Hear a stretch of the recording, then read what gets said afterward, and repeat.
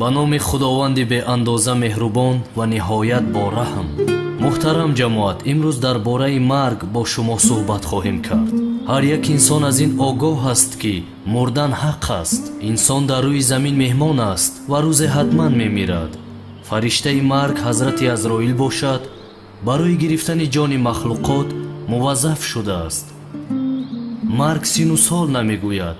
чӣ пир бошӣ, чӣ ҷавон бошӣ, муҳлатат ки расид ҳатман мемирӣ.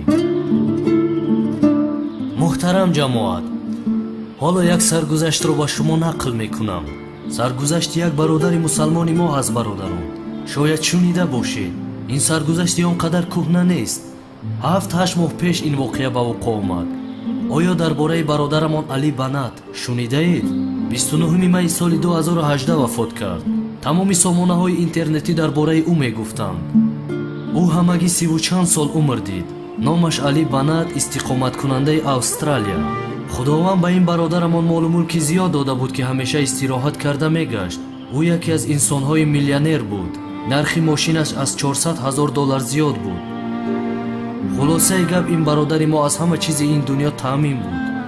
рӯзе бародарамон бемор мешавад. назди духтур парешонҳол меравад. духтур ӯро ташхис мекунад ва муайян мекунад ки ин бародари мо ба бемории саратон гирифтор шудааст. духтур ба бародарамон мегӯяд, ҳамагӣ 6 моҳи дигар умр мебинӣ. беморият табобатнашаванда аст. баъд аз 6 моҳ мемирӣ ва ин дунёи фониро падруд хоҳӣ гуфт. рангу рӯи бародарамон парид. боварияш намеомад. чунки ҳоло бародарамон ҷавон буд, гумон мекард ки дар 30 чанд соле ки дошт инсон намемирад. мисли баъзе ҷавонҳое ки имрӯз мегӯянд, пир ки шудам намозамро мехонам, ба пирӣ нарасӣ чӣ?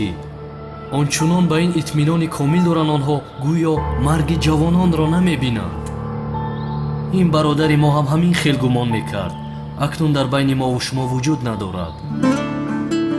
баъд аз шунидани сухани духтур бародари мо чӣ кор кард? чӣ молу мулке ки дошт ҳамаро хайр кард. дар африқо чандин мактабу беморхона сохт. ҳамаи мошинҳои қиматашро фурӯхт. чаро ҳамаи ин корро кард? ба хотири он ки духтур ӯро гуфт ки ту мемирӣ. худо раҳматаш кунад, ба сухани духтур бовар карду, аммо аз сухани худованд ғофил буду. ӯ бехабар буд ки худованд мефармояд марг ҳар лаҳза метавонад туро ғофилгир кунад. ӯ дарк намекард ки марг пириву ҷавонӣ намегӯяд. муҳтарам ҷамоат, худо ба ин бародари мо муҳлат дод то ин ки худашро ислоҳ кунад ва тавба намояд. аммо бисёри инсонҳо ба умеде ки дар пирӣ тавба мекунем, ба пирӣ ҳам намерасанд. чунин инсонҳо аз оёти худованд бехабар ҳастанд. худованд дар сураи аъроф ояти 34 мефармояд: ҳар умматеро муддати умрест, чун аҷалашон фаро расад 1 соат пешу пас нашаванд. ҳамчунин худованд дар ояти 11 сураи саҷда паёмбарро амр мекунад ки бигӯ ба бандагонам: бигӯ фариштаи марг ки муваккал бар шумост шуморо мемиронад, сипас ба сӯи парвардигоратон шумо бозгардонида мешавед. бешак рӯзи ҳисобу китоб ҳақ аст.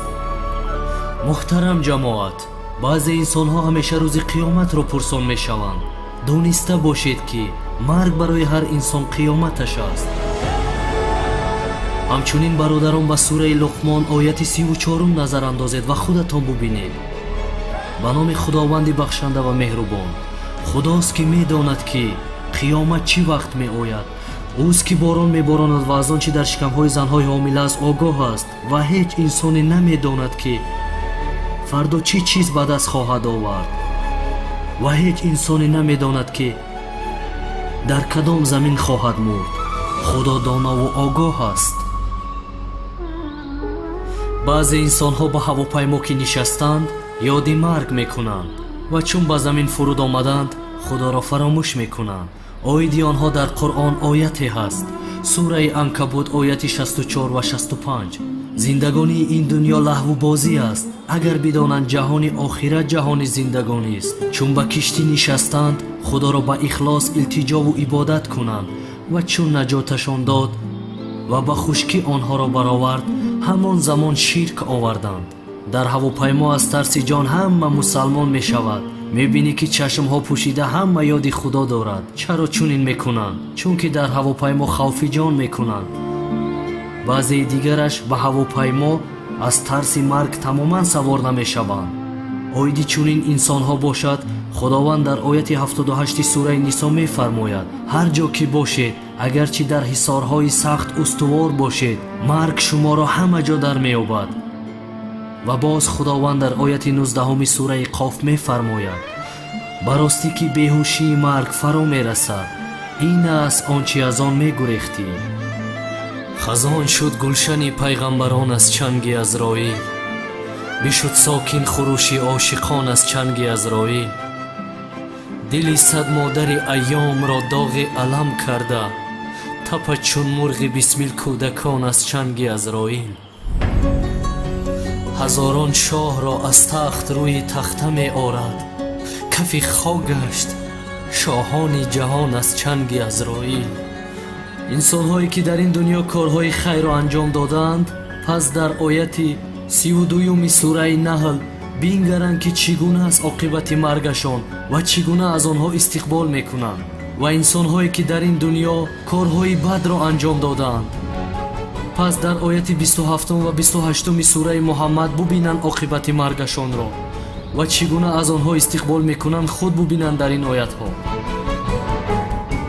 худованд дар ояти 102 сураи нисо мефармояд: эй касоне ки имон овардаед, ончунон ки шоистаи тарс аз худост, аз ӯ битарсед ва дар ҳолати мусалмонӣ миред, корҳои нек анҷом диҳед, аз корҳои бад дур бошед, ки пушаймон мешавед. худованди меҳрубон, ҷони моро он замон бигир ки аз мо розӣ бошӣ. Амин.